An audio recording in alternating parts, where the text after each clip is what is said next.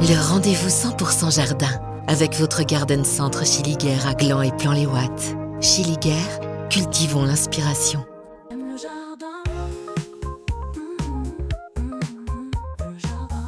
Aime le jardin avec Christophe Nanceau.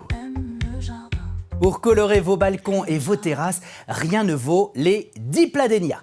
Magali Gonessa, responsable fleuriste au Garden Centre Schilliger à Gland, est là pour lever le mystère derrière ce nom de fleur un peu spécial. Magali, les Dipladénias nous viennent d'où ? Ils viennent principalement d'Amérique centrale et d'Amérique du Sud.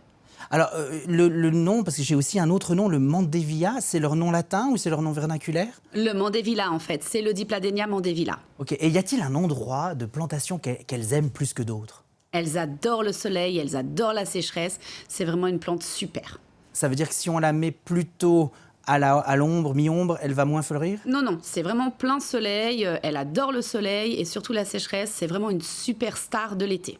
Alors, est-ce qu'elle demande un entretien particulier ou bien c'est comme les géraniums, pas trop d'arrosage et puis on enlève les fleurs fanées ? C'est exactement ça. C'est ça ? Très peu d'arrosage, un plein soleil. Franchement, c'est une plante qui est super simple d'entretien et qu'on trouve l'été. Elle est vraiment super avec une longue floraison. Franchement, c'est le top. Par contre, alors là, vous allez dire si je me trompe, mais elle a un petit défaut, c'est que si on la taille, elle sécrète un petit lait comme les fameux gommiers d'intérieur, le Ficus elastica, et parfois ça tombe, et j'ai pu remarquer chez moi, c'est assez dur à l'enlever quand c'est au sol, ce suc, cette sève.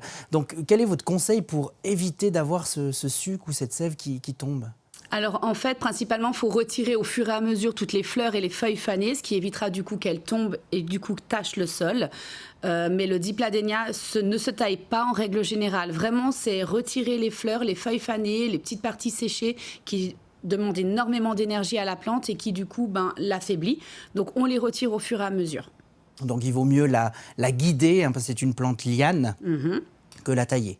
Oui, exactement. Après, si certains veulent vraiment la tailler, mon petit conseil, c'est un petit morceau de papier, de papier mouchoir. On le met au niveau de la coupe, puis ça évite qu'elle aille plus loin, comme un petit pansement. Oui, après il y a plusieurs pores compact et pores grimpant. Et en association avec d'autres plantes, vous la mettez avec quoi ? Sans hésiter avec le Forbia. Le Forbia, c'est exactement le même entretien que le Dipladénia, donc très peu d'eau et plein soleil. Et c'est surtout une plante avec de petites fleurs blanches, donc ça apporte un esprit un peu plus léger. Et c'est une plante complémentaire au Dipladénia, c'est vraiment le top. Je l'ai dit, on peut l'associer au niveau de l'entretien au géranium.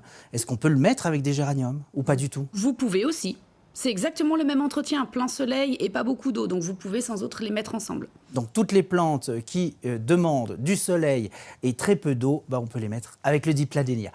Pour les conserver d'une année à l'autre, on fait comment ? Parce qu'elles sont aussi gélifs, comme les géraniums. Tout à fait. En fait, toute plante qui aime le soleil et la chaleur, forcément, n'aimeront pas le froid et l'humidité. Donc il faut surtout les mettre en serre chauffée. En fait, il faudrait représenter l'hiver d'Amérique du Sud chez nous. Donc serre chauffée, si on a une véranda, oui, est-ce que ça irait ? Pourquoi pas ? Par contre, vous déconseillez, j'imagine, je me dis tiens, on a un endroit à la cave, on les met à la cave et il n'y a pas de lumière, non Alors en fait, ce qui se passe, c'est que vous pouvez les mettre à la cave et au garage, mais c'est quand même une plante qui demande de la lumière. Donc forcément, après, au niveau de la floraison, il faudra redemander un peu plus de lumière pour une floraison.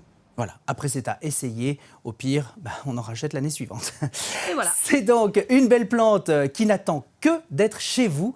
Magali Gonessa, responsable fleuriste au Garden Centre Schilliger à Gland, c'est toujours un plaisir de nous faire découvrir ces fameuses plantes. Merci. Le rendez-vous 100% jardin avec votre Garden Centre Schilliger à Gland et Plan-les-Ouates. Schilliger, cultivons l'inspiration.